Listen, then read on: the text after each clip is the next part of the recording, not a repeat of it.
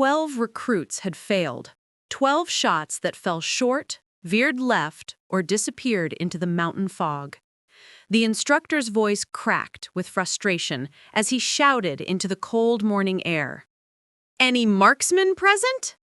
Nobody moved. Then, from the back of the formation, a quiet voice answered. "I'll try, sir." The woman who stepped forward wore no medals, no patches, no confidence in her eyes. Just worn-out boots and a rifle she'd never touched before.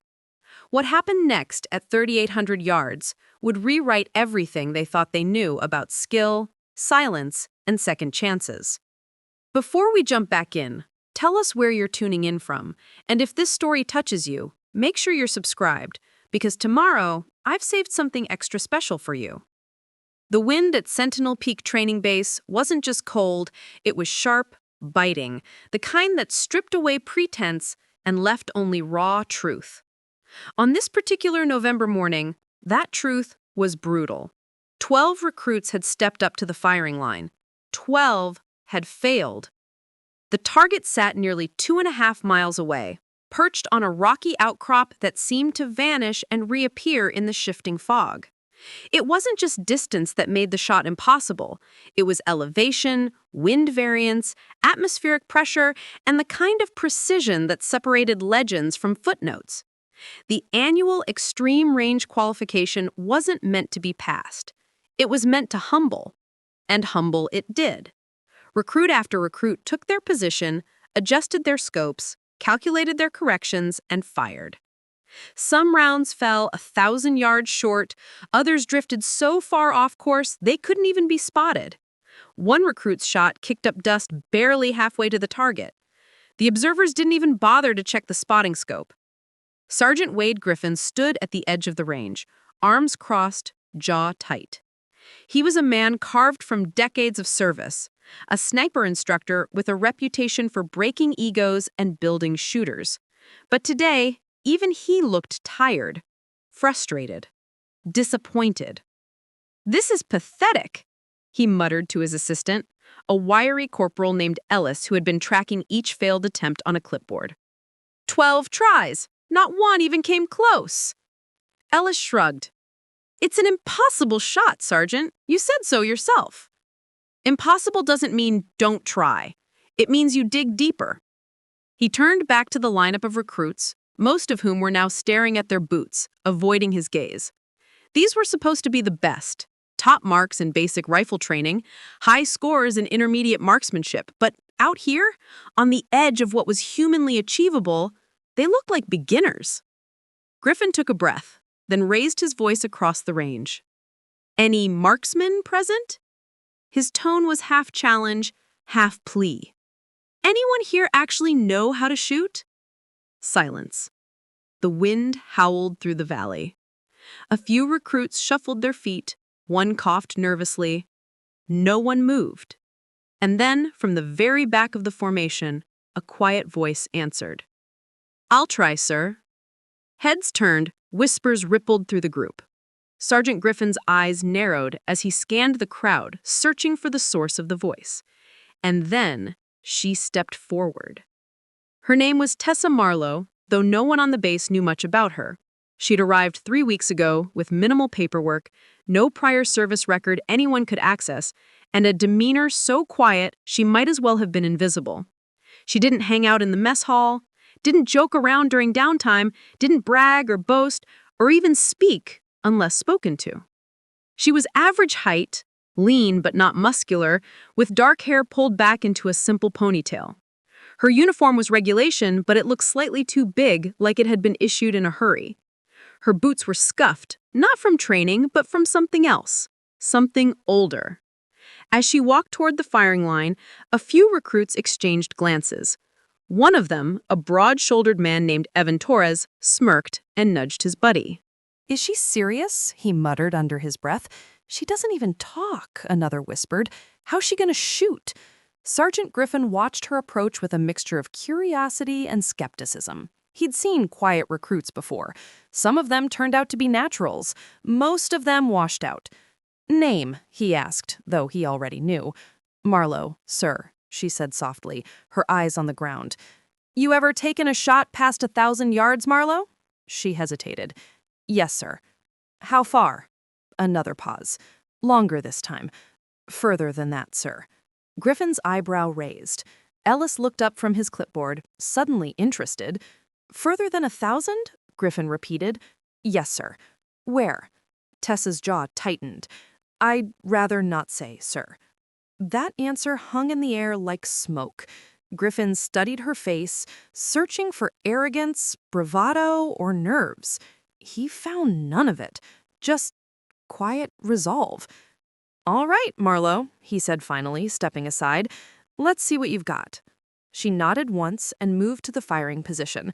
The rifle waiting for her was a standard-issue M110, a semi-automatic sniper system that was reliable but not built for extreme range.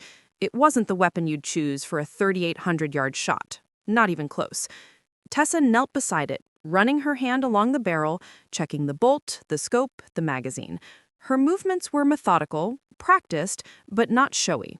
She wasn't performing for the crowd. She was preparing. Behind her, the other recruits watched in silence. Some were curious, others were skeptical. A few were already smirking, waiting for her to fail so they wouldn't be the only ones who did. Sergeant Griffin crouched beside her. You understand the target's at 3,800 yards, right? That's nearly 4 clicks. Winds gusting 15 to 20 miles per hour, shifting northwest. Elevation gain is 600 feet. You've got 1 round. Tessa nodded, her eyes distant, focused on something no one else could see. 1 round, Griffin repeated. No second chances. I understand, sir. He stood and stepped back, giving her space. Ellis raised his binoculars, aimed at the distant target. The rest of the recruits lined up behind the safety line, waiting. Tessa lay down in the prone position, her body settling into the earth like she'd done it 1,000 times before. She adjusted the buttstock against her shoulder, her cheek resting gently against the rifle. Her breathing slowed, deepened. She closed her eyes for a moment, and in that stillness, something shifted. The noise around her faded. The wind, the whispers, the doubt, all of it disappeared. When she opened her eyes again, they were clear, focused, unshaken. She looked through the scope, scanning the terrain, reading the wind in the way the grass bent, the way the fog rolled. She made a single adjustment to the elevation dial, then another to windage. Small movements, precise. Her finger rested on the trigger, and then, without hesitation, she fired. The shot cracked through the valley like thunder. For a moment, nothing, just the echo rolling across the mountains. And then Ellis's voice, sharp and stunned, cut through the silence. Hit! Sergeant Griffin's head snapped toward him. What? Hit, Sergeant. Direct hit, center mass. The range exploded, not with cheers, but with gasps, with disbelief.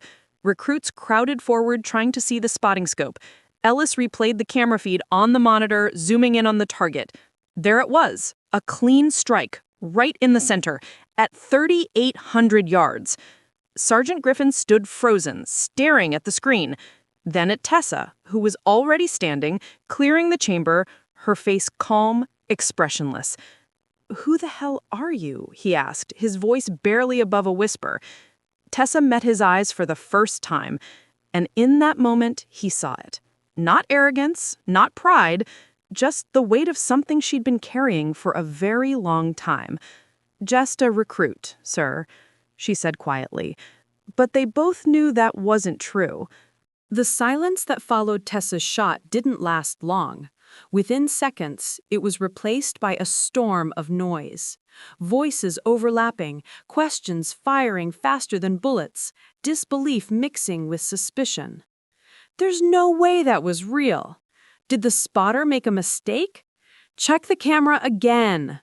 She got lucky, had to be. Sergeant Griffin raised his hand, and the chatter died down to murmurs. He turned to Ellis, who was still staring at the monitor like it had personally betrayed him. Run it again, Griffin ordered. Ellis rewound the footage. The camera had captured everything. The moment Tessa fired, the bullet's arc barely visible against the gray sky, and then, seconds later, the impact. Clean. Undeniable. The timestamp showed the exact moment of contact. No editing, no error. "It's confirmed, Sergeant," Ellis said, his voice tight. "That's a legitimate hit." Griffin nodded slowly, but his face remained unreadable. He turned back to Tessa, who had set the rifle down and was standing at ease, hands clasped behind her back, eyes forward. She looked like she was waiting for a bus, not like she'd just done the impossible. "Marlowe," Griffin said, stepping closer. "Where did you train?" "Private instruction, sir," she replied. "Private instruction," he repeated, the words heavy with skepticism. "From who?" "Someone who knew what they were doing, sir." Griffin's jaw tightened. "That's not an answer." "It's the only one I have, sir." For a long moment, they stood there locked in a silent standoff. Griffin was used to breaking recruits with a look, with a tone, with sheer presence. But Tessa didn't flinch, didn't look away. She simply stood there calm and unreachable. Finally, Griffin turned to the rest of the group. "All right, listen up. Marlowe just showed you what's possible. Not because she's special, but because she didn't quit before she even tried. The rest of you gave up the moment you saw the distance. That's the difference." A few recruits shifted uncomfortably. Evan Torres, the broad-shouldered recruit who had mocked Tessa earlier, crossed his arms and scowled. "With all due respect, Sergeant," Evan said, his voice dripping with barely concealed irritation, "one lucky shot doesn't make someone a marksman." Griffin turned to him, eyes cold. "You think that was luck, Torres?" "I think it's statistically improbable, Sergeant. Wind conditions alone should have thrown that shot off by at least 50 yards. Unless she's some kind of savant, there's no way she calculated all of that in her head." "Then maybe she is," Griffin shot back. "Or maybe you're just mad that someone quieter than you is better than you." A few recruits snickered. Evan's face flushed red, but he said nothing. Griffin turned back to Tessa. "Marlowe, you're dismissed. Report to the range office at 1400 hours. We're going to have a longer conversation." "Yes, sir," Tessa said. She gave a slight nod, then turned and walked away, her boots crunching softly against the gravel. As she disappeared toward the barracks, the whispers started again. This time they were different, not mocking, curious, wary. "Who is she? Did you see her face? She didn't even smile. She's got to be Black Ops or something. Maybe she's CIA. Or maybe she's just really good and doesn't need to brag about it like the rest of you," Ellis muttered under his breath. Back at the barracks, Tessa pushed open the door to her small quarters. It was bare. A cot, a footlocker, a single chair. No posters, no photos, no personal items, except for one thing, a small wooden box sitting on top of the footlocker. She sat down on the edge of the cot and opened the box carefully. Inside was a faded photograph, a military dog tag, and a handwritten letter, the edges worn from being read too many times. The photograph showed a man in his late 30s, wearing a combat uniform, standing in front of a desert landscape. His face was weathered, his eyes sharp, but there was a softness in his smile. Written on the back in faded ink were the words, "To Tessa, shoot straight. Love, Uncle Ray." The dog tag belonged to him, Colonel Raymond Carlisle. Sniper, Instructor, Legend. And the letter, written in his own hand just weeks before he died, said this: "Tessa, if you're reading this, it means I'm gone. I know you didn't want this life. I know you wanted something quieter. But you've got a gift, kid. A rare one. And gifts like that don't stay hidden forever. One day, someone's going to need you to step up. When that day comes, don't hesitate. Don't doubt yourself. Just breathe, aim, and trust what I taught you. You're better than you think. Better than I ever was. Make them see it. Ray." Tessa ran her thumb over the words, her expression distant. She hadn't wanted to come here. Hadn't wanted to step back into this world. After her uncle died 3 years ago, she'd walked away from shooting entirely, sold her gear, moved to a quiet town, took a job at a hardware store. She thought she could leave it all behind.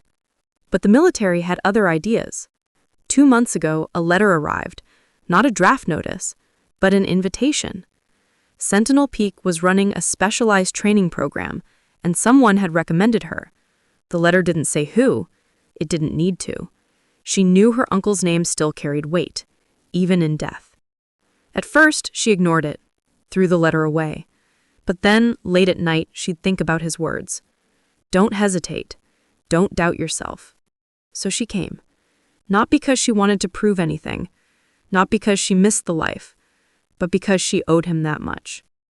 Now, sitting alone in the barracks, she wondered if she'd made a mistake. The shot had been easy. Too easy. She'd felt the wind, read the terrain, made the corrections instinctively. It was muscle memory. Reflex. The kind of thing her uncle had drilled into her over years of patient, relentless training. But now people were watching, asking questions, and questions led to attention. Attention led to expectations, and expectations led to pressure she didn't want. She closed the box and set it back on the footlocker. Then she lay back on the cot, staring at the ceiling, and let out a slow breath. Outside, the wind continued to howl across Sentinel Peak, and in the range office, Sergeant Griffin sat at his desk staring at Tessa Marlowe's vial on his computer screen. It was empty. No prior service, no academy records, no tournament history, just a single note at the bottom, typed in red. Approved by General Frank Holloway. Direct recommendation. No further inquiries. Griffin leaned back in his chair and rubbed his temples. General Holloway didn't make recommendations lightly. If he'd vouched for this woman, there was a reason. A big one. He picked up his phone and dialed a number he rarely used. It rang twice before a gruff voice answered. Holloway. General, it's Griffin. I need to ask you about a recruit. There was a pause. Then quietly, Marlowe? Yes, sir. She just made a 3,800-yard shot. First try. No hesitation. I need to know who she is. There was another pause. Longer this time. She's Raymond Carlyle's niece, Holloway said finally. Griffin's blood went cold. Carlyle? The Carlyle? The same. And you didn't think to tell me? She asked me not to. She doesn't want special treatment, doesn't want his name attached to hers. She just wants to do the work. Griffin exhaled slowly. Sir, if she's half as good as he was, she's better. And that's the problem. The mess hall that evening was louder than usual. Word had spread fast. By dinner, every recruit, instructor, and officer on the base had heard about the shot. Some believed it, most didn't. And the ones who did were asking questions no one could answer. Tessa sat alone at a corner table, her tray untouched. She'd learned a long time ago that eating in silence was easier than eating with questions. Around her, voices buzzed with speculation. I heard she's Delta Force. No way she'd have a record. Maybe she's undercover, testing us. Or maybe she's just a freak of nature. At the table nearest to the door, Ellis Torres sat with a group of recruits who hung on his every word. He was the unofficial leader of their training class, the one everyone looked to when they needed confidence or direction.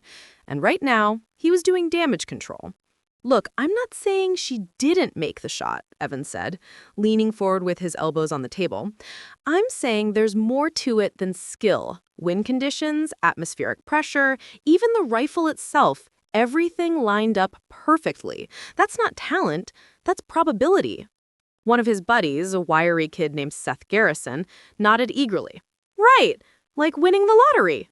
Exactly, Evans said. You can't build a reputation on one lucky shot. Tomorrow, when the real training starts, we'll see what she's actually made of. Across the hall, Ellis sat with a few other junior instructors. He was quieter than usual, stirring his coffee absently while the others debated. I'm telling you, one of them said, Griffin's hiding something. He didn't even question her after the shot, just told her to report later. That's not normal. Maybe he's just as confused as we are, another offered. Ellis shook his head. No, he knows something. I saw his face when she walked away. That wasn't confusion. That was recognition. Recognition of what? I don't know yet, but I'm going to find out.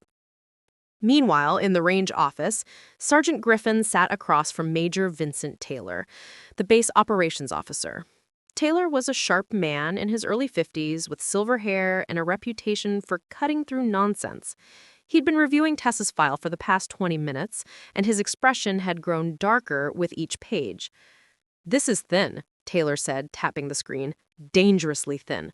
No service record, no academy background, no competitive shooting history, just a recommendation from Holloway and a note saying, 'No further inquiries.' That's not protocol, Griffin." "I know, sir," Griffin replied. "So why is she here?" Griffin hesitated. He'd been wrestling with that question himself ever since his call with Holloway. The general hadn't given him much, just enough to understand that Tessa Marlowe wasn't like the other recruits. She was something else entirely. "General Holloway vouched for her personally," Griffin said carefully, "and after what I saw today, I'm inclined to trust his judgment." Taylor leaned back in his chair, his fingers steepled. A 3,800-yard shot on the first try. No spotter. No preparation. That's not talent, Griffin. That's generational talent, the kind we haven't seen since... He stopped himself. "Since Carlisle," Griffin finished. Taylor's eyes narrowed. "You think she's connected to him?" "I know she is. She's his niece." The room went silent. Taylor stared at him for a long moment, then let out a slow breath. Raymond Carlisle's niece, and Holloway sent her here without telling anyone. He said she didn't want special treatment. "Special treatment?" Taylor's voice rose slightly. "Griffin, if she's half as good as Carlisle was, she doesn't need special treatment. She needs protection. Do you have any idea what kind of attention this is going to bring? The media, the brass, the defense contractors, everyone is going to want a piece of her. Which is probably why she's been hiding. She doesn't want that life." Well, it's too late now, Taylor said. After today, she's on everyone's radar. We need to decide how we're going to handle this. Griffin nodded. "I'm meeting with her at 1400 hours tomorrow. I'll get a better sense of where her head's at." "Good," Taylor said. "Because if she's going to stay on this base, we need to know what we're dealing with. And more importantly, we need to know if she can handle the pressure." The next morning, Tessa reported to the Rage office at exactly 1400 hours. She stood outside the door, her hands clasped behind her back, her expression unreadable. She'd barely slept.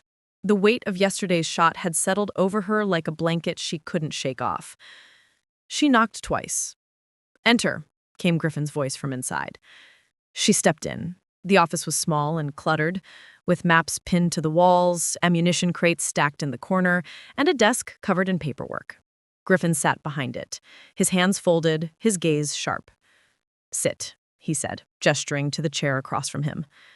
Tessa sat, her posture straight, her eyes forward. Griffin studied her for a moment, then leaned back. "I'm going to be direct with you, Marlowe. That shot you made yesterday, it's created a situation. People are talking, asking questions, and I need to know if you're ready for what comes next." "I didn't come here for attention, sir," Tessa said quietly. "I know," Griffin replied, "but you've got it now, whether you want it or not.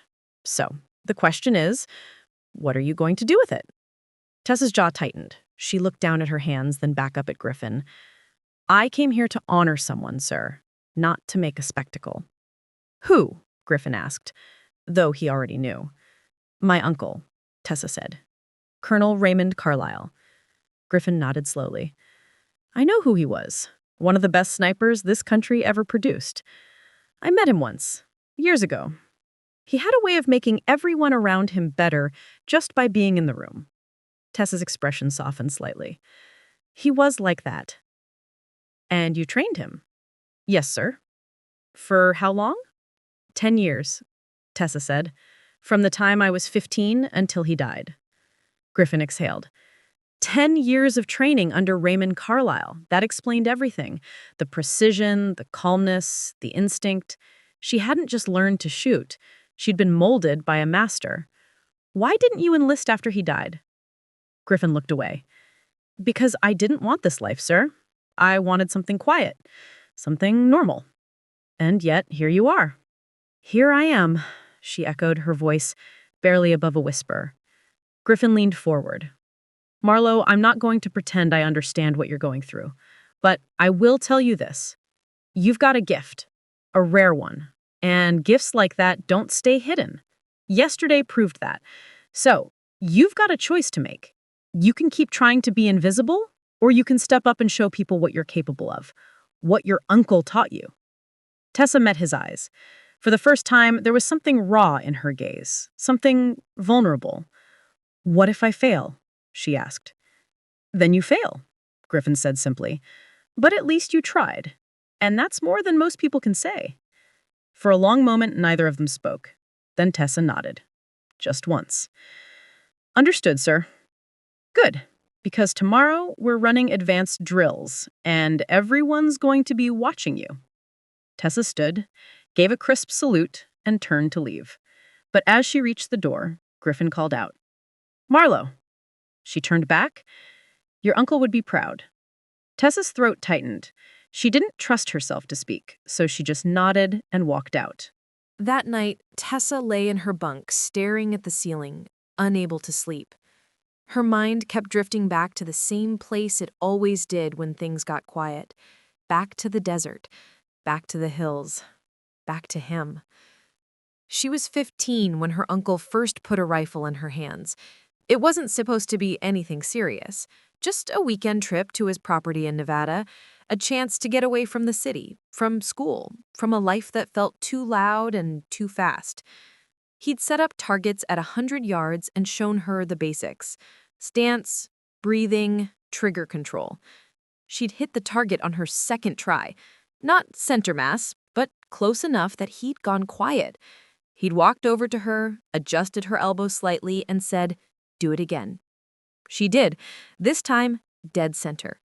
He'd stared at the target for a long time, then looked back at her with an expression she couldn't quite read. "You've got it," he'd said simply.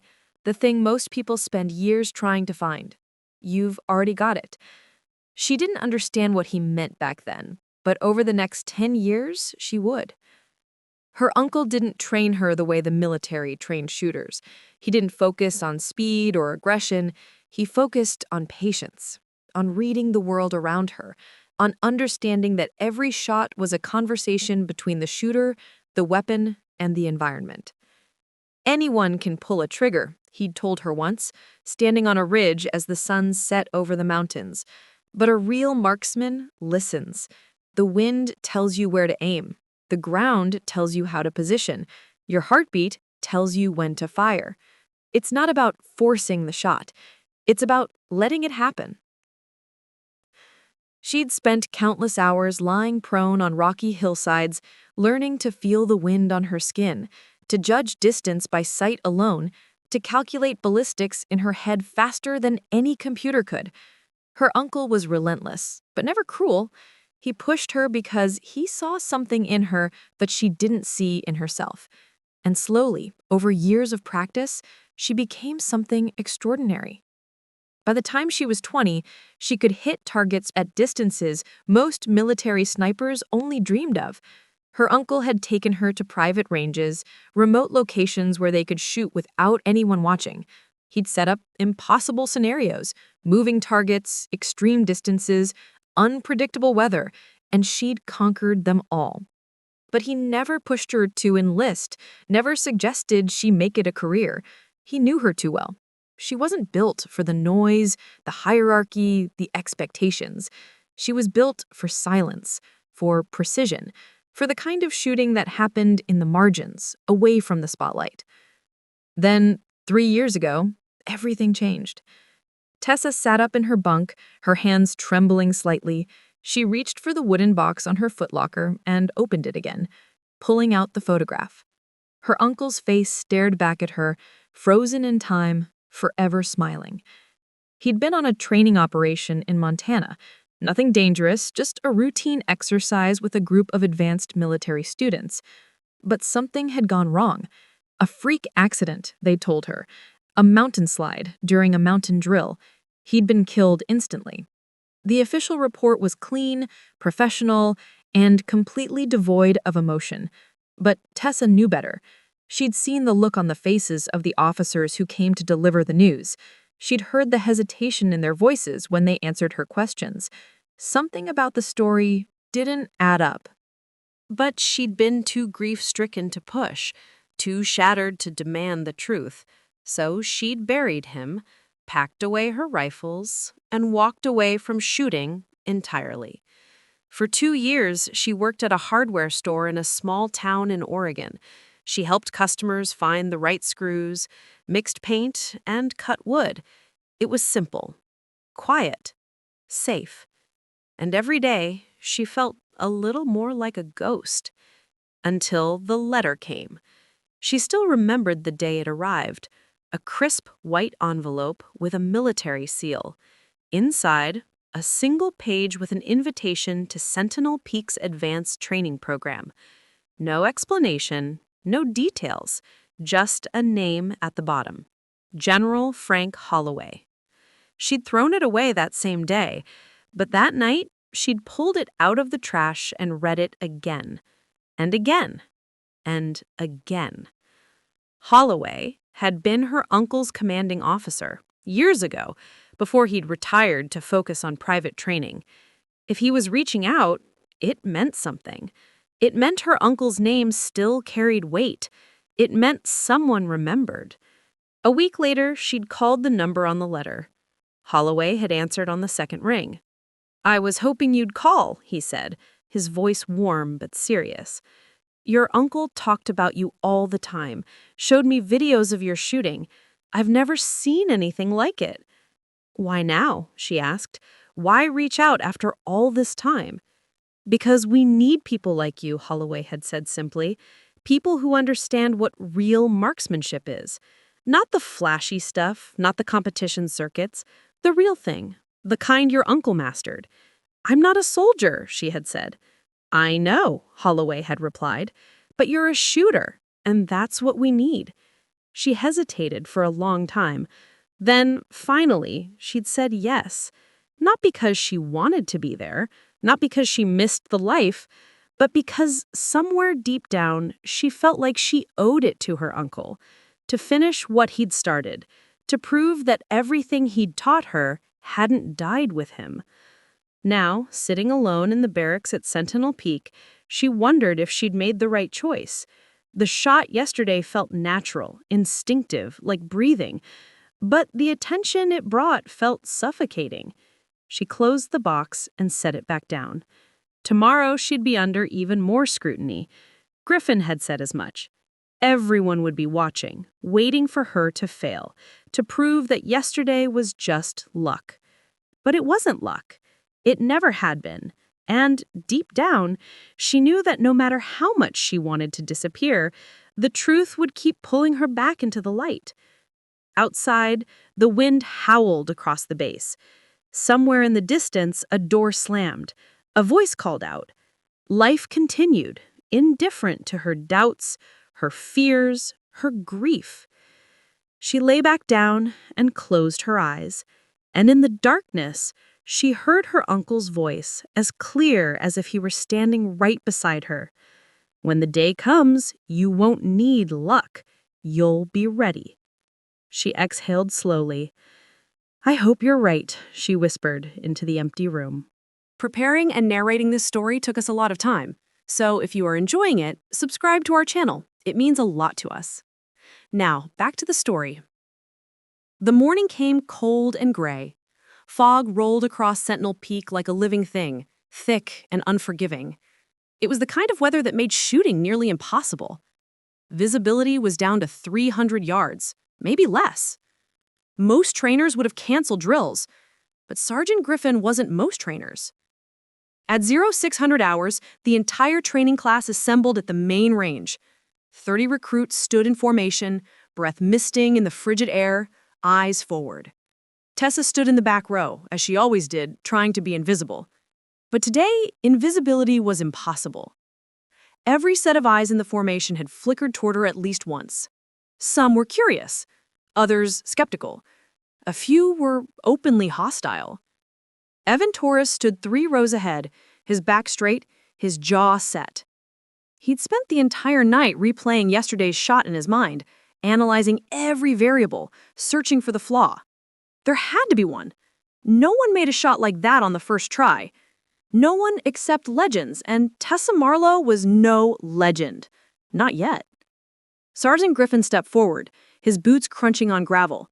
He held a clipboard in one hand and a radio in the other. His expression was hard, unreadable. "Listen up," he barked. "Today's exercise is simple. You'll each take 3 shots at varying distances. The fog is part of the test. If you can't adapt to conditions, you can't operate in the field. This isn't a competition. It's an assessment.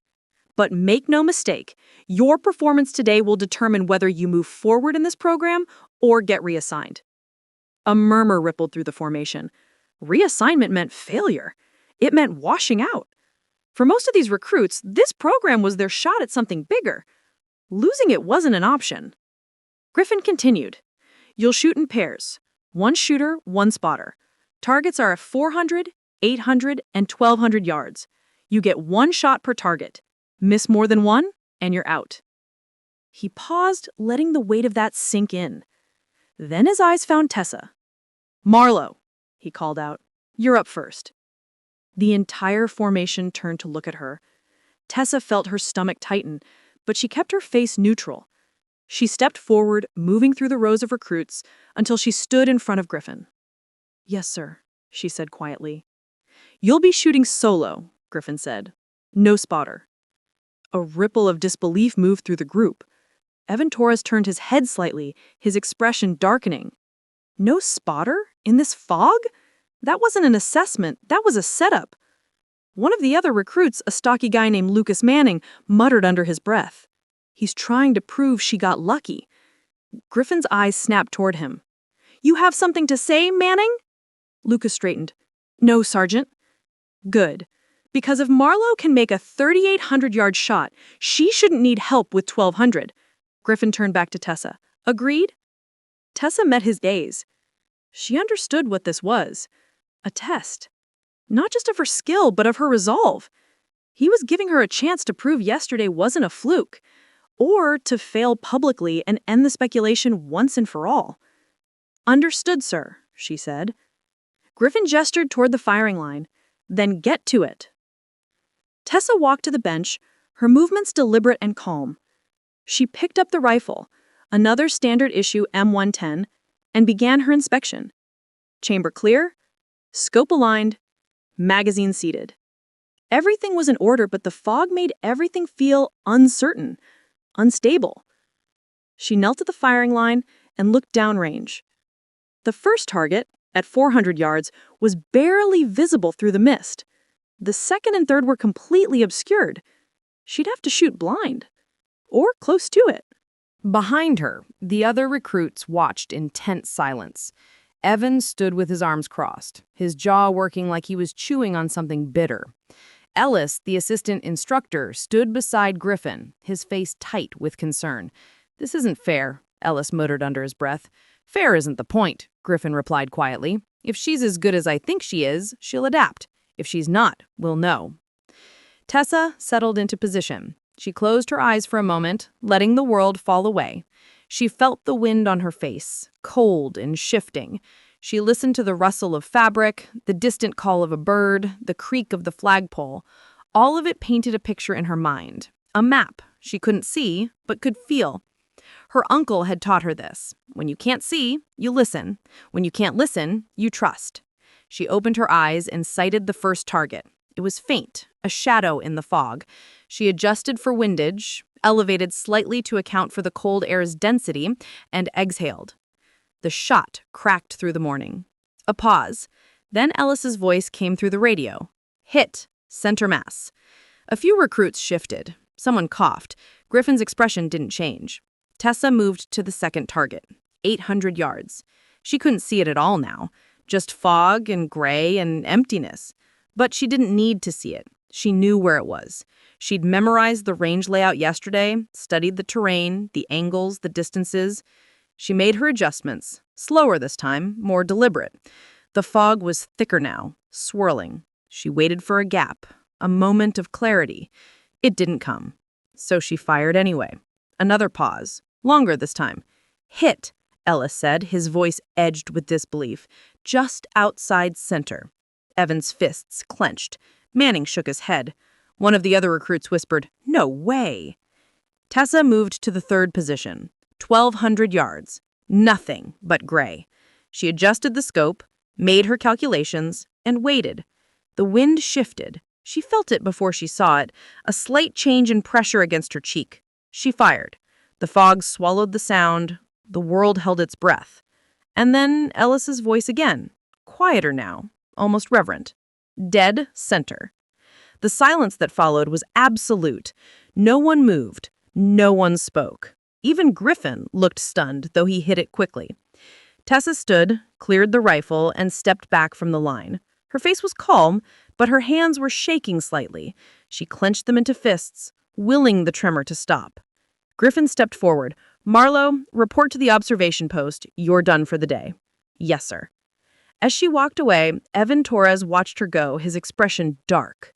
He turned to Griffin, his voice tight. "Sergeant, with all due respect, I'd like to request the same conditions. No spotter. Same fog." Griffin studied him for a long moment. "Sure about that, Torres?" "Absolutely, sir." "All right, you're up next." Evan stepped to the line, confidence radiating from every movement. He picked up the rifle, checked it quickly, and got into position. He was good. Everyone knew it. He'd scored top marks in every drill so far. This should have been easy. He fired at the first target. Miss. Wide left. He cursed under his breath, adjusted, and fired at the second. Hit, but barely. Edge of the target. By the time he lined up the third shot, his confidence had cracked. He rushed it. Pulled the trigger too soon. Miss. Griffin's voice cut through the silence. "Torres, you're done. Step back." Evan stood slowly, his face flushed, his jaw tight. He walked back to the formation without looking at anyone. And in that moment, everyone understood. Tessa Marlowe wasn't lucky. She was something else entirely. Later that afternoon, Tessa sat alone on a weathered bench behind the barracks, away from the noise, away from the stairs. The fog had lifted slightly, revealing patches of gray sky and distant mountains. She held her uncle's dog tag between her fingers, running her thumb over the engraved letters. Colonel Raymond Carlyle. She could still remember the day they gave it to her. 2 officers in dress uniforms standing at her apartment door, their faces carefully neutral, their voices rehearsed. "We regret to inform you." The words had blurred after that. She'd heard them, but they hadn't registered. Not really. Not until she saw the folded flag. Not until they handed her the small plastic bag containing his personal effects. The dog tag, a watch, a wedding ring he'd never worn after his wife died, and the letter. That letter had been the hardest part, not because of what it said, but because of what it meant. He'd known. Somehow, he'd known that something might happen, that he might not come back. And he'd written to her anyway, not with fear or regret, but with pride. "You're better than you think, better than I ever was." She'd read those words 100 times, maybe more, and every time they felt like both a gift and a burden. A gift because it meant he believed in her, a burden because now she had to prove he was right. A door creaked behind her. Tessa didn't turn. She already knew who it was. Ellis had been hovering around her all morning, trying to work up the courage to talk to her. "Mind if I sit?" he asked, his voice uncertain. Tessa shrugged. "It's a free bench." Ellis sat down on the far end, leaving space between them. For a moment, neither of them spoke. He looked out at the mountains, then down at his hands. "That was incredible today. I've been working ranges for 5 years, and I've never seen anyone shoot like that, especially not in those conditions." Tessa didn't respond. She just kept turning the dog tag over in her fingers. Ellis continued. "People are talking, saying you're some kind of prodigy. Some are saying you're military intelligence. Others think you're a plant, sent here to test us." He paused. "But I don't think any of that's true." Tessa looked at him then, her eyes guarded. "What do you think?" Ellis met her gaze. "I think you're someone who lost somebody important, and you're here Because you're trying to honor them. Tessa's throat tightened. She looked away, back toward the mountains. His name was Raymond Carlyle, Colonel, sniper instructor. He was my uncle. Ellis's eyes widened. Carlyle? I've heard the name. He's a legend in sniper circles. He was, Tessa corrected. He died 3 years ago. I'm sorry. Tessa nodded slowly. He raised me, more or less. My parents were gone by the time I was 12. Car accident.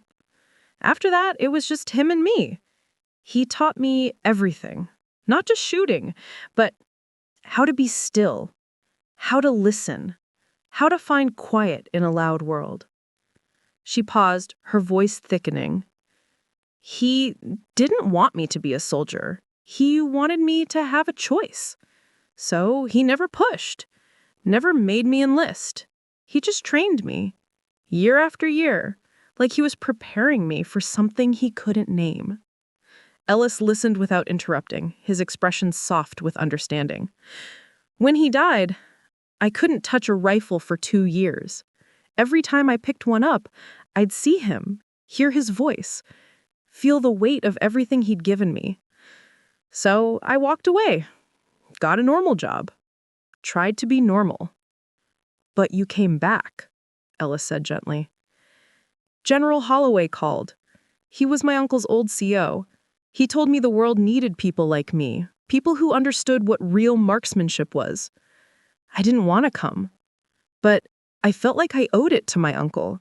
Like, if I didn't, everything he taught me would just disappear. She looked down at the dog tag again, her voice barely above a whisper. I came here to prove he didn't waste his time on me, that I could carry what he gave me. But every time I shoot, every time people stare and whisper, I just feel the weight of it, of him, of everything he believed I could be. Ellis nodded slowly. That's a heavy thing to carry. Yeah, Tessa said. It is. They sat in silence for a while, the wind moving through the trees, the distant sound of drills echoing from the main range. Finally, Ellis spoke again. For what it's worth, he said, I think you're doing exactly what he wanted. You're showing people what precision looks like, what discipline looks like. You're making them remember that shooting isn't about ego or noise. It's about patience, about respect for the craft. Tessa's lips curved into the faintest hint of a smile. He would have liked that. I think he'd be proud, Ellis said. Tessa didn't respond, but her grip on the dog tag loosened slightly. She slipped it back under her shirt, letting it rest against her chest where it belonged. Ellis stood. I should get back, but if you ever need someone to talk to or just sit quietly with, I'm around. Thanks, Tessa said softly. Ellis nodded and walked away, leaving her alone again. Tessa looked up at the sky, watching the clouds drift past, and for the first time since arriving at Sentinel Peak, she felt something other than doubt. She felt purpose. That evening, in the base commander's office, Major Vincent Taylor sat across from General Frank Holloway, who had arrived unannounced that afternoon. Holloway was in his 60s, with steel gray hair and eyes that had seen more combat than most men would in 10 lifetimes. He sat with the calm authority of someone who didn't need to raise his voice to be heard. You've seen her shoot? Holloway asked. Twice now, Taylor replied. And both times, she's been flawless. Better than flawless. Surgical. Holloway nodded. That's Raymond's work. He spent 10 years shaping her into what she is, and now the world's starting to notice. Which is why I'm concerned, Taylor said. Sir, with all due respect, if word gets out about who she is, about her connection to Carlyle, this base is going to turn into a circus. Media, defense contractors, politicians, they'll all want a piece of her. I know, Holloway said, which is why we need to protect her, not from attention, but from expectation. She's not here to be a symbol. She's here to finish what her uncle started, to prove to herself that her legacy didn't die with him. And if she can't handle the pressure? Holloway's gaze hardened. Then we made a mistake bringing her here, but I don't think we did. Raymond Carlyle didn't train quitters, and neither did I. Taylor leaned back in his chair, exhaling slowly. All right, then what's the plan? We let her keep going. No special treatment, no shortcuts. We give her the same tests, the same challenges as everyone else, and we see if she's ready to step out of his shadow and into her own. Taylor nodded. Understood, sir. As Holloway stood to leave, he paused at the door. One more thing, Major. Keep an eye on the other recruits, especially Torres. Men like him don't handle being outshone very well, and desperation makes people dangerous. I'll handle it, Taylor said. Holloway left without another word, and Taylor sat alone in his office, staring at the file on his desk. Tessa Marlowe's name sat at the top, underlined in red. Beneath it, a single note. Legacy in progress. The next 3 days were relentless. Sergeant Griffin pushed the entire class harder than ever before, running drills from dawn until dusk. Moving targets, timed shots, stress tests designed to break concentration and expose weakness. Most recruits struggled, a few excelled, but only one stood above them all, Tessa. Every round, every drill, every impossible scenario Griffin threw at her, she handled with the same quiet precision. On day 2, she hit a moving target at 900 yards while lying on uneven ground. On day 3, she made 5 consecutive shots at varying distances in under 30 seconds. And on day 4, during a night drill with minimal light, she struck targets other recruits couldn't even see. The whispers had stopped. Now there was only stunned silence, followed by reluctant respect. Even the instructors were talking. In the break room, over coffee, during equipment checks, the conversation always drifted back to her. She's not human, one instructor muttered, watching footage of her latest drill. I've been teaching for 12 years. I've never seen anyone adapt that fast. She doesn't adapt. She already knows, like she's done it all before. Ellis stood at the back of the room, arms crossed, watching the same footage loop on the monitor. He'd spent more time around Tessa than anyone else, and he still couldn't figure her out. She wasn't cocky, wasn't trying to prove anything. She just existed in the moment, completely present, completely focused. She's carrying something, Ellis said quietly. The others turned to look at him. What do you mean? One asked. I mean, she's not shooting for herself. She's shooting for someone else, someone who's not here anymore. The room went quiet. They all understood what that meant. Loss had a way of sharpening people, of giving them clarity that comfort never could. And Tessa Marlowe was sharp in every sense of the word. On the range, the dynamic among recruits had shifted dramatically. Tessa was no longer the outsider. She was the standard, the benchmark everyone else measured themselves against. And for most, that standard was impossibly high. Lucas Manning, who had been one of the top shooters before Tessa arrived, now struggled to keep up. His frustration was visible. During one drill, after missing 2 consecutive shots, he slammed his rifle down and cursed under his breath. She's making us all look like amateurs, he muttered to Seth Garrison, who stood nearby. Seth nodded grimly. I don't even know why I'm here anymore. She's already won. But not everyone had given up. Evan Torres had spent the past 3 days obsessively analyzing Tessa's technique, watching her every move, studying her stance, her breathing, her timing. He refused to believe she was untouchable. There had to be a flaw, a weakness, something he could exploit. On the afternoon break on day 5, Evan approached Griffin directly. The sergeant was reviewing scores on his tablet when Evan stepped up, his expression determined. Sergeant, I'd like to request a direct competition. Me and Marlowe, head to head. Griffin looked up, one eyebrow raised. Why? Because everyone's already decided she's the best, but no one's actually tested her in a real competition scenario. I want to see how she handles pressure, real pressure. Griffin studied him for a long moment. Sure that's what this is about, Torres? Or are you just looking for a way to prove she's not as good as everyone thinks? Evan's jaw tightened. I'm looking for the truth, sir. Griffin set down his tablet. All right, I'll arrange it. Tomorrow morning. You, Marlowe, and one other shooter. 3-stage competition, long range, moving target, and rapid fire. Winner takes top marks for the week. Thank you, sir, Evan said, a flicker of satisfaction crossing his face. Don't thank me yet, Griffin said, because if she beats you, Torres, you're going to have to live with it. That evening, word of the competition spread through the barracks like wildfire. Recruits gathered in small groups, debating who would win, what the stakes were, whether Tessa could maintain her streak under direct pressure. Tessa heard about it from Ellis, who found her in the armory cleaning her rifle. You know about tomorrow? He asked. I heard, Tessa said, not looking up. Torres requested it personally. He wants to prove something. Let him, Tessa said simply, running a cloth down the barrel. It doesn't change anything. You're not worried? Tessa paused, then looked up at him. I stopped worrying about what other people think a long time ago. If he wants to compete, fine. But I'm not here to beat him. I'm here to shoot.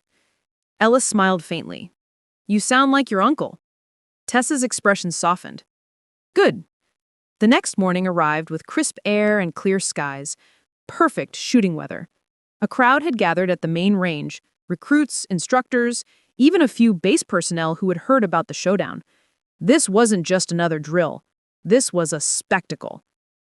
3 shooters stood at the firing line. Tessa Marlowe, Evan Torres, and a third recruit named Harper Vance, a quiet woman who had consistently placed in the top 5. Griffin stood at the center, clipboard in hand, his voice carrying across the range. This is a 3-stage competition. Stage 1, long-range precision, 1 shot at 1,500 yards. Stage 2, moving target at 800 yards. Stage 3, rapid fire, 5 targets in 20 seconds. Highest combined score wins. Understood? All 3 nodded. Marlowe, you're up first. Tessa stepped to the line, settled into position, and scanned the distant target. 1,500 yards, wind coming from the east at about 10 miles per hour, slight elevation drop. She made her adjustments, slow and deliberate, then fired. The shot echoed. A moment later, the spotter's voice crackled over the radio. Dead center. A murmur rippled through the crowd. Evan's expression remained neutral, but his hands clenched slightly. Harper went next. Solid hit, just outside the center ring. Respectable, but not perfect. Then Evan. He took his time, more than he needed. He was thinking too much, second-guessing. Finally, he fired. Hit. Center ring, but not dead center. Stage 2 began. The moving target rolled across the range at a steady pace. Harper went first, tracking it smoothly and landing a good hit. Evan followed, compensating well, striking near the target's center. Then Tessa. She barely seemed to track the target at all. She just knew. Fired once. Perfect hit. By stage 3, the tension was unbearable. Evan's confidence was cracking. Harper was steady but outmatched, and Tessa remained calm, untouchable. Rapid fire began. 5 targets at varying distances, 20 seconds. Evan rushed. Hit 3, clipped 1, missed 1. Harper was smoother. Hit 4, missed 1. Tessa fired 5 times in 18 seconds, 5 targets down, all clean hits. The crowd erupted, not with cheers but with awe. Even the instructors looked stunned. Griffin stepped forward, his voice steady. Winner, Marlowe, by a significant margin. Evan stood frozen, staring at the scoreboard. His fists trembled. He had given everything, and it still wasn't enough. Tessa stepped back from the line, and as she did, she glanced at Evan. Their eyes met. She didn't gloat, didn't smile, just gave him a small nod of acknowledgement. It was the worst thing she could have done, because it wasn't pity. It was understanding, and Evan couldn't stand it. 2 days later, Sergeant Griffin called an emergency assembly. The entire training class gathered at the main range, confused and tense. Griffin stood on a platform, his face grim, his posture rigid. Behind him, a massive screen displayed a topographical map of a mountain range 50 miles north of the base. "Listen up," Griffin began, his voice cutting through the morning air. "What you're about to hear is classified. It doesn't leave this range. Understood?" A chorus of, "Yes, Sergeant," echoed back. "Good. 3 days ago, a high-value reconnaissance drone went down in hostile territory during a joint training operation. The drone contains encrypted data that cannot fall into enemy hands. Recovery teams have been unable to reach it due to terrain and weather. Command has authorized a long-range neutralization." Murmurs spread through the formation.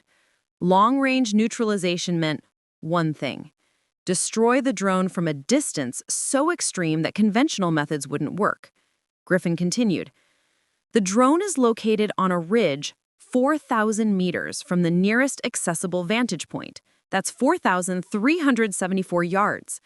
The shot must be taken within a 12-hour window before the weather turns and the site becomes inaccessible. This is not a drill. This is a real-world operation." The screen changed, showing a satellite image of the target area. The drone was barely visible, a dark speck against gray rock. "Command is sending a specialized team," Griffin said, "but they've authorized us to attempt the shot first. If we succeed, it saves them time, resources, and risk. If we fail, they proceed as planned." He paused, his eyes sweeping across the formation. "I need one shooter, the best we have, and we all know who that is." Every head turned toward Tessa. She stood in the back row, her expression unreadable, but her heart was pounding. 4,000 meters, nearly 2.5 miles. It was beyond anything she'd ever attempted, even with her uncle. "Marlowe," Griffin called, "front and center." Tessa stepped forward, her legs steady but her mind racing. She stopped in front of Griffin and saluted. "Sir."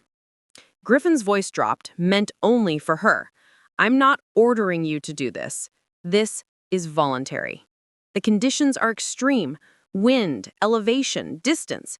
Everything is against you. If you miss, there's no second chance. The mission moves on. Do you understand?" Tessa nodded. "Yes, sir." "Are you willing to try?" She thought about her uncle, about the letter, about every hour they'd spent on those remote hillsides, pushing boundaries, testing limits. He'd trained her for moments like this, impossible moments. "Yes, sir," she said firmly. Griffin studied her face for a long moment, then nodded. "All right, we leave in 30 minutes. Gather your gear." The journey to the vantage point took 2 hours by helicopter, then another hour on foot. Tessa, Griffin, Ellis, and a small support team hiked through rocky terrain until they reached a narrow ridge overlooking a vast valley. The wind was brutal, gusting unpredictably, carrying cold mountain air that bit through their gear. Ellis set up the spotting scope while Griffin reviewed the mission parameters on a tablet. Tessa knelt at the edge of the ridge, studying the landscape through her rifle scope. The drone was barely visible, a dark silhouette against stone, 4,000 meters away. Winds averaging 18 miles per hour, gusting up to 25, direction shifting every few minutes. Elevation drop is 900 feet. Air density is low. This is almost impossible, Tessa." "Almost," Tessa said quietly. Griffin crouched beside her. "You've got one shot. The drone's self-destruct is set to activate in 6 hours if we don't neutralize it first. Command needs confirmation before then. Take your time. Calculate everything. And if you're not confident, tell me now." Tessa didn't answer immediately. She was already running calculations in her head, factoring in every variable. Distance, wind, gravity, air pressure, even the curvature of the Earth at this range. Her uncle's voice echoed in her mind. "When the shot seems impossible, stop trying to force it. Let the world tell you when it's ready." She closed her eyes, letting the wind brush against her face, feeling its rhythm, its pattern. She listened to the distant sounds, the way the air moved through the valley. Minutes passed, 10, then 20. Griffin glanced at his watch but said nothing. He trusted her process. Finally, Tessa opened her eyes. "I'm ready." She settled into position, her body molding to the earth. She adjusted the rifle, made microscopic changes to windage and elevation. Her breathing slowed, deepened. Everything around her faded. The wind, the cold, the pressure. There was only the target, only the shot. Ellis watched through the spotting scope, his voice barely a whisper. Winds shifting again, northwest now, 12 miles per hour. Tessa adjusted, waited. The wind changed again, dropped slightly. A gap. A moment of clarity. She exhaled halfway and held. Her finger rested on the trigger. And then, with a calmness that defied the chaos around her, she fired. The shot cracked across the valley like thunder. The bullet disappeared into the distance, arcing through space, cutting through wind and gravity and doubt. 4 seconds passed, and eternity. And then Ellis's voice, stunned and breathless. Hit! Direct hit! Drone is down! For a moment, no one moved. Griffin stared at the spotting scope, then at Tessa, then back at the scope. Ellis replayed the camera feed, zooming in on the wreckage. The drone was destroyed, the shot clean and precise. Confirmed destruction, Griffin said into his radio, his voice tight with disbelief. Target neutralized. I repeat, target neutralized. The radio crackled. Copy that. Excellent work. Stand by for extraction. Griffin turned to Tessa, who was already standing, clearing her rifle with practiced efficiency. Her face was calm, but her hands were shaking slightly. That was... Griffin started, then stopped. He didn't have words. That was Raymond Carlisle's legacy, Ellis said quietly. Tessa looked at him, then out across the valley. She reached up and touched the dog tag beneath her shirt, feeling its weight, its warmth. No, she said softly. That was mine. Griffin smiled, just slightly. Yes. Yes, it was. As they packed up and prepared for extraction, word of the shot spread through command channels. By the time they returned to base, the entire facility knew. 4,000 meters, one shot, mission accomplished. Tessa Marlowe had just made one of the longest confirmed shots in military history. And she'd done it not for glory, not for recognition, but because someone had asked, and she'd been ready. Back at the base, as the helicopter touched down, General Holloway was waiting on the tarmac. He stood with his hands behind his back, his expression proud but measured. Tessa stepped off the helicopter and Holloway approached. He didn't salute, didn't shake her hand. He just looked at her, and in that look, she saw everything. He'd be proud, Holloway said simply. Thank you, sir. No, Holloway said. Thank you. The news spread like wildfire. By that evening, every news outlet with a military contact was reporting on the impossible shot. Details were scarce: classified mission, unnamed shooter, unprecedented distance. But the story was out. A single marksman had neutralized a high-value target at over 4,000 meters in extreme conditions. It was the kind of feat that happened once in a generation, if at all. Inside Sentinel Peak, the atmosphere had shifted completely. Tessa was no longer just another recruit. She was a legend in the making. Everywhere she walked, conversations stopped. Recruits stepped aside. Even seasoned instructors nodded with respect as she passed. But Tessa felt none of the triumph others expected. She felt exhausted, exposed.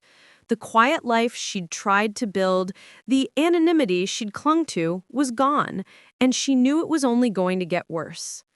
That evening, Major Taylor called a formal assembly in the main briefing hall. Every recruit and instructor on the base was required to attend. The room was packed, buzzing with anticipation.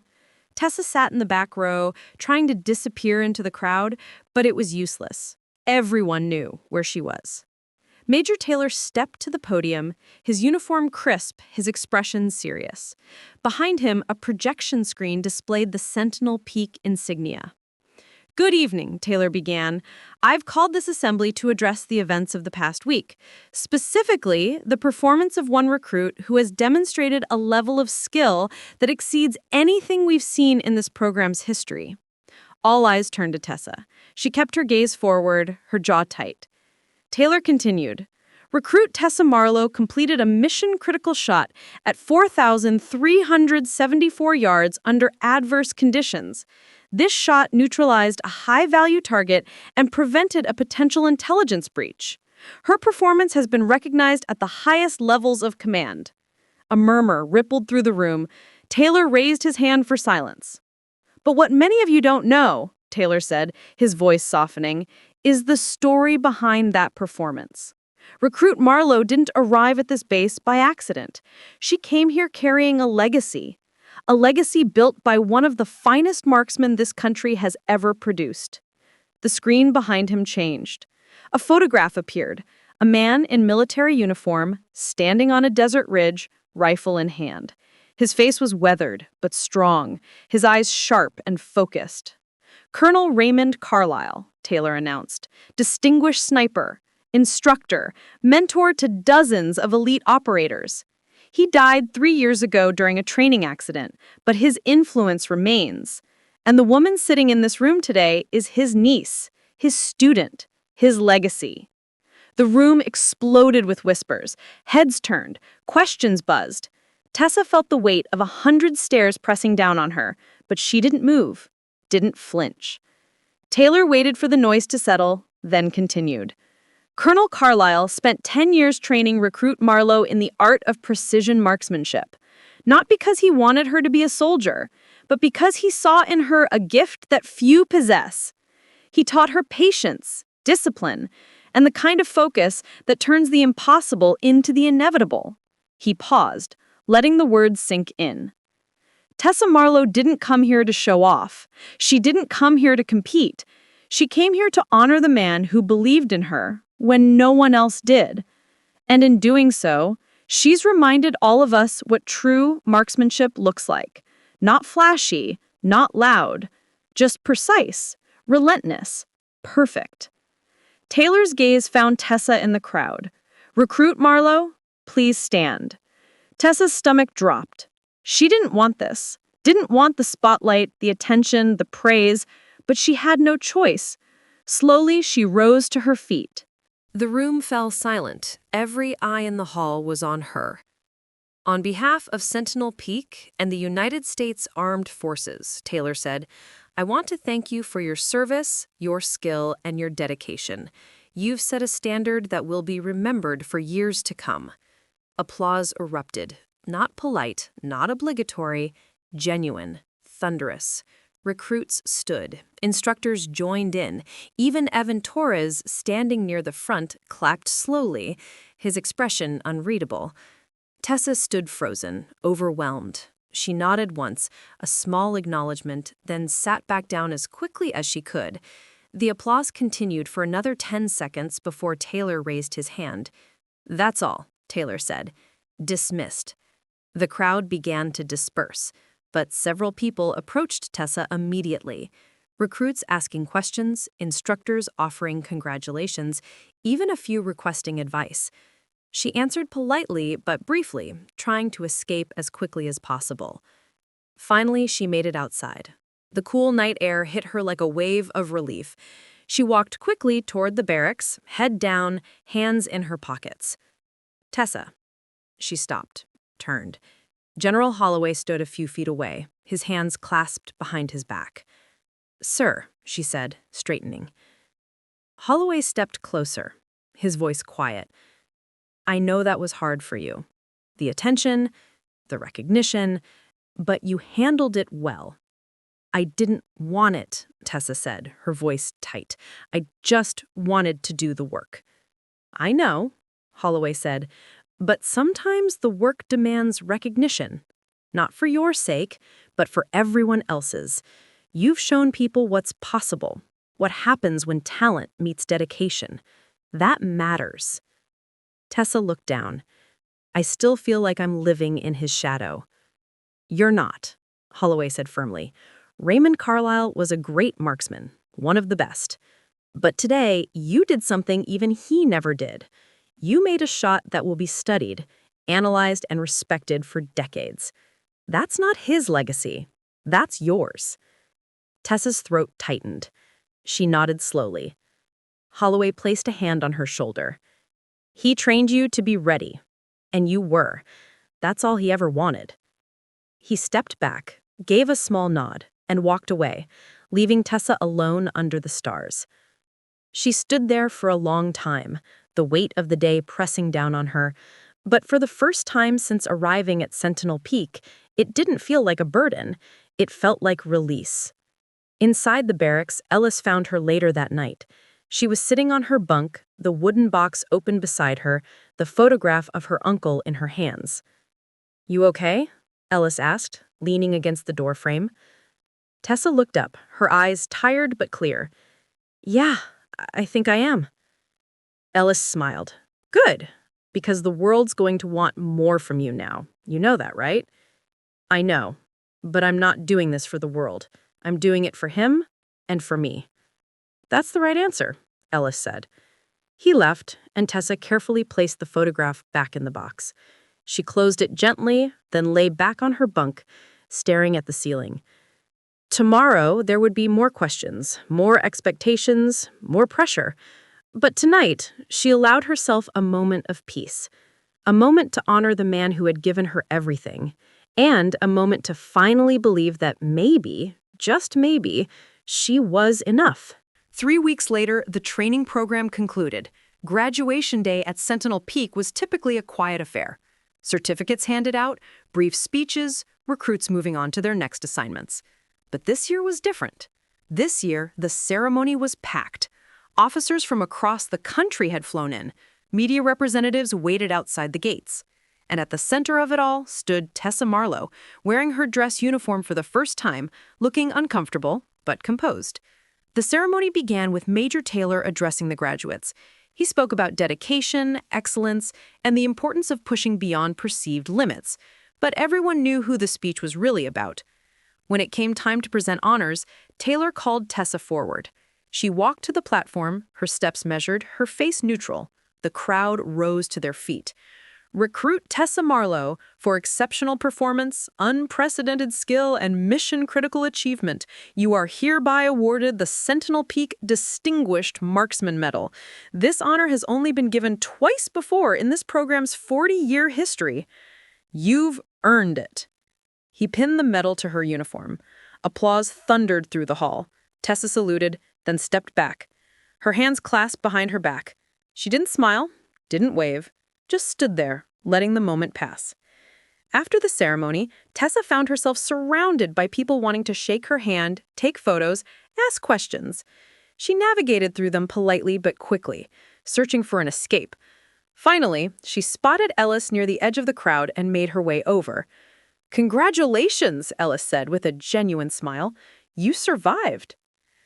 "Barely. I thought today would never end." "Get used to it. You're a public figure now. People are going to want to know your story."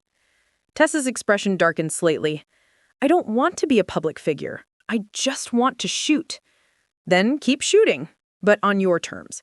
You've proven you don't need anyone's approval, so do what feels right, what your uncle would have wanted." Tessa nodded slowly. "He would have wanted me to teach, to pass it on. Not to compete or chase records, but to share what he gave me." "Then that's what you should do," Ellis said. They stood in comfortable silence for a moment, watching the crowd disperse. Then Ellis added for what it's worth, "I think you're going to change a lot of lives, just by showing people what quiet discipline looks like." Tessa met his eyes. "Thank you, for everything. You didn't have to be kind, but you were." Ellis shrugged. "You made it easy." A week later, Tessa stood on a ridge overlooking a valley 2 hours from Sentinel Peak. The location was remote, peaceful, the kind of place her uncle used to take her. She'd driven out alone, needing space to think, to breathe, to process everything that had happened. She set up a small camp, laid out her rifle, and spent the afternoon shooting at distant targets she had placed herself. No instructors, no observers, no pressure. Just her, the rifle, and the wind. As the sun began to set, she sat on a flat rock and pulled out her uncle's letter. She read it so many times the creases were worn through, but she read it again anyway. "You're better than you think. Better than I ever was. Make them see it." She folded the letter carefully and tucked it back into her pocket. Then she looked out across the valley, the light turning everything gold and soft. "I did it," she said aloud, her voice steady. "I made them see. Just like you asked." The wind answered, rustling through the trees, carrying her words away.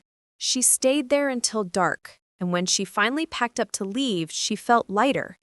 Not because the weight was gone, but because she'd learned to carry it differently. Not as a burden, but as a foundation.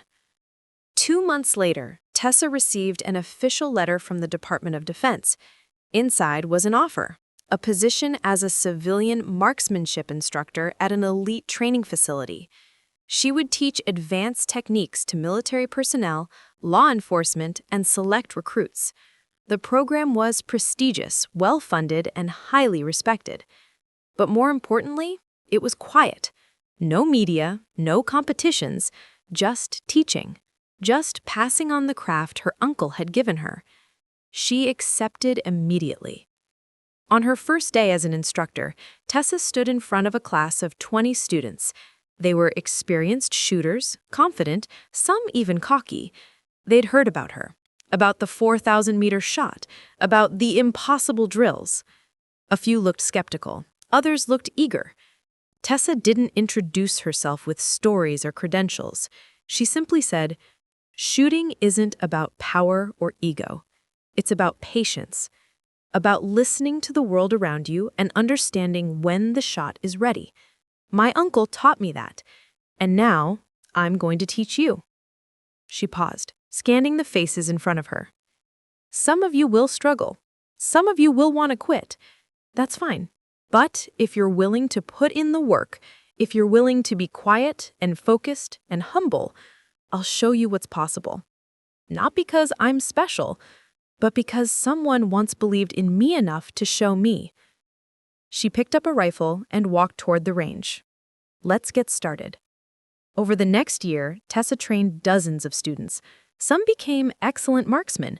Others found different paths. But every single one of them walked away with a deeper respect for the craft, for the discipline, for the quiet power of precision. And Tessa? She found something she hadn't expected. Purpose.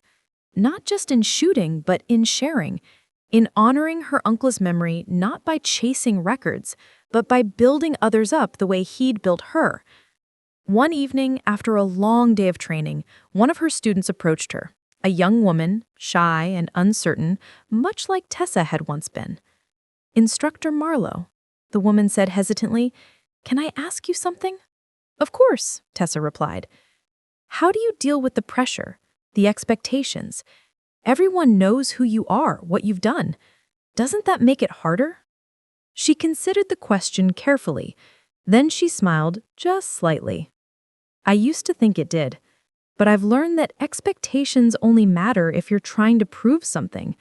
I'm not trying to prove anything anymore. I'm just trying to honor someone who believed in me. And as long as I do that, the rest doesn't matter." The young woman nodded slowly, absorbing the words. "Thank you," she said. "You're welcome," Tessa replied. "Now go practice, and remember, quiet hands, clear breath, and trust the shot." As the student walked away, Tessa looked up at the sky where the first stars were beginning to appear. She touched the dog tag beneath her shirt, feeling its familiar weight. "I hope I'm making you proud," she whispered. And somewhere in the quiet spaces between wind and memory, she felt the answer. Not in words, but in certainty. She was. Up next, you've got 2 more standout stories right on your screen. If this one hit the mark, you won't want to pass these up. Just click and check them out. And don't forget to subscribe and turn on the notification bell so you don't miss any upload from us.